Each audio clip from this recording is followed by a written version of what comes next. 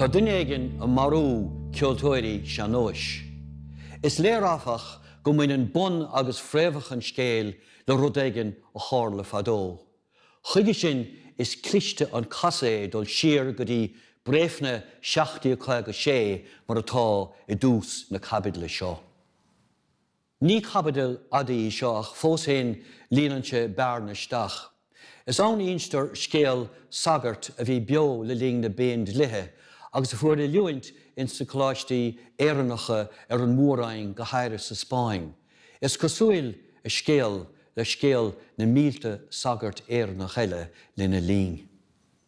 An díbert as éiring, an deoraíocht ada, an tudachas haar lear, agus an sin an fille éiring faoi chontúirt. Ach, tá buint mhuar ag an sagart aire seo len ar nachtar a féin. Tá rud éigin á thiopa, tá rud éigin á chrá. Is sin rud atá á chrá ná cuacht an ocail scríofa.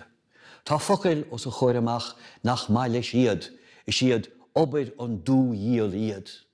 Duine sé cinge coran na gunne, taringíonn sé leathnach bán agus clete agus dúch os a chóir agus tosníonn sé ar a bheith scríomh.